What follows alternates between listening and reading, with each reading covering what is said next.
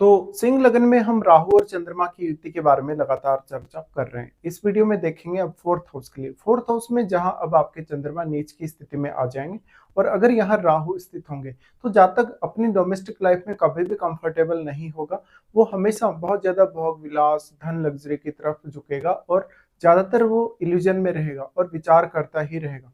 ऐसे में अब मंगल का स्ट्रॉन्ग होना बहुत ही ज्यादा जरूरी हो जाता है। इसके साथ साथ आपके चार्ट में शुक्र भी काफी मजबूत स्थिति में होने चाहिए अगर आप बहुत अच्छा जीवन जीना चाहते हैं। यहाँ राहु के स्थित होते हुए क्योंकि चंद्रमा आपके 12th लॉर्ड है तो जातक अपने घर पर कभी भी नहीं टिक पाएगा। इवन जातक का अपनी मदर के साथ भी रिलेशन उतना अच्छा होता नहीं, या अगर मदर के साथ रिलेशन बहुत अच्छा हो तो उनका स्वास्थ्य वगैरह को लेकर दिक्कतें रहेंगी।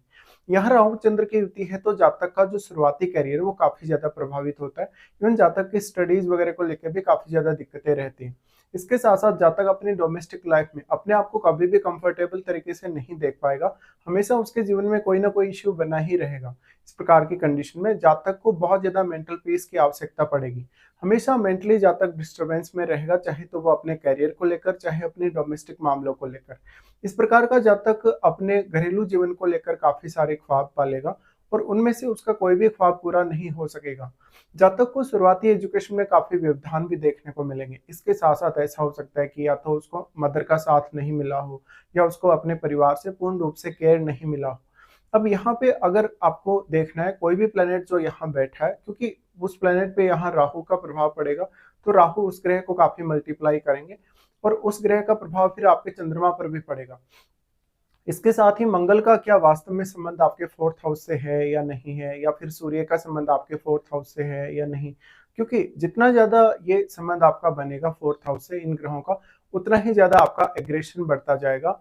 आपका हालांकि टैलेंट भी साथ साथ में बढ़ेगा, लेकिन आपके एग्रेशन की वजह से कुछ ऐसे निर्णय आप ले लेंगे जो आपके काफी गलत साबित होंगे। इसकी वजह से आप अपना खुद का घर बनाते समय प्रॉपर्टी वगैरह परचेज करते समय कुछ ऐसी गलतियां कर सकते हैं जो बाद में आपको जाकर रियलाइज होगा। यहाँ पे राहु चंद्र का युति है तो जब तक को अपने घर में कभी भी मेंटल पीस नहीं मिल सकता। जब तक अपना घर छोड़ेगा किसी अदर कंट्री में जाके रहेगा या किसी अदर स्टेट में जाके रहेगा तभी उसको ज्यादातर वो सेटिस्फाई देख पाएगा अपने आप को। इसी तरीके से ऐसा जातक हो सकता है छोटी आयु में ही अपना घर छोड़ देगा, चाहे तो अपने स्टडी पर्पस के लिए या किसी भी अदर पर्पस के लिए, या ऐसा भी हो सकता है कि उसकी खुद की जो फैमिली है वो कहीं दूसरी जगह जाकर सेटल हो जाए। राहु चंद्र की इस युति की वजह से अक्सर आपके घरेलू जीवन को लेकर कोई ना कोई समस्या बनी ही रहेगी और साथ में आपकी एक्सपेक्टेशन भी काफी ज्यादा हाई रहेंगी अपनी फैमिली से और अपने घरेलू जीवन से। अब यहाँ पे आपको देखना होगा कोई भी अन्य ग्रह जो बैठा है वो क्या वास्तव में राहु के साथ बहुत ज्यादा मित्रवत है। अगर कोई भी ग्रह यहाँ होगा तो राहु ही उस ग्रह पर अपना सर्वाधिक रूप से प्रभाव डाल पाएंगे। तो आपको देखना होगा जो ग्रह यहाँ राहु के साथ बैठा है वो आपके चार्ट में किसी ना किसी भाव का स्वामी अवश्य ही है।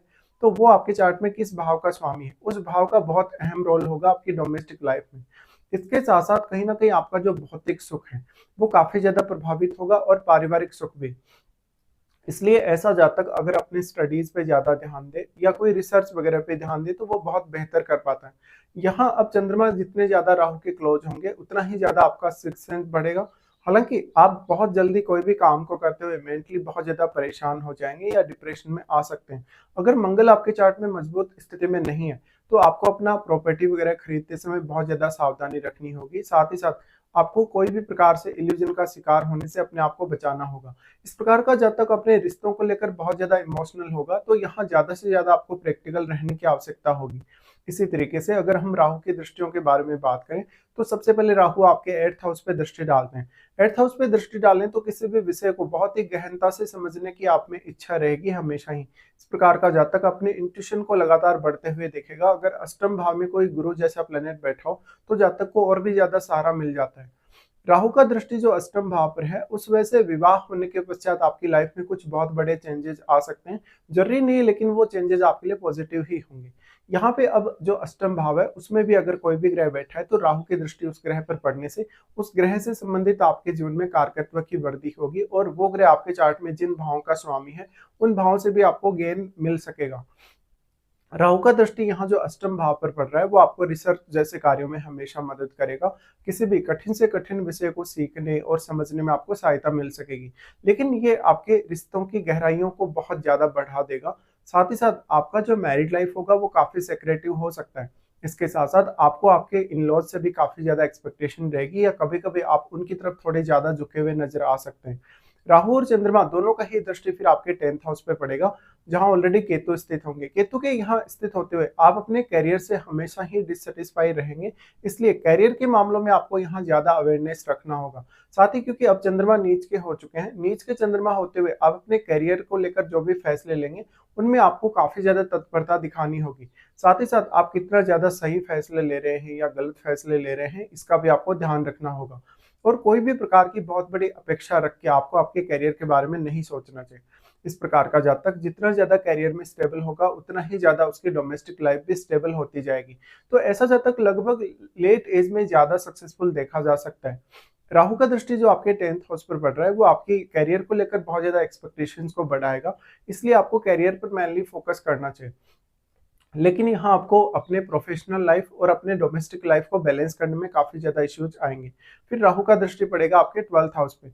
अब राहु क्योंकि 12th लॉर्ड के साथ ही 4th हाउस में बैठे हैं, तो जातक को अपनी फैमिली के लिए बहुत ज़्यादा टेंशन देंगे, जातक को अपनी फैमिली के लिए बहुत ज़्यादा खर्चे भी करने पड़ सकते हैं, इवन माताजी के लिए भी। लेकिन यहाँ फैमिली के साथ कभी भी जातक का जो रिश्ता है वो उतना अच्छा नहीं दिखता।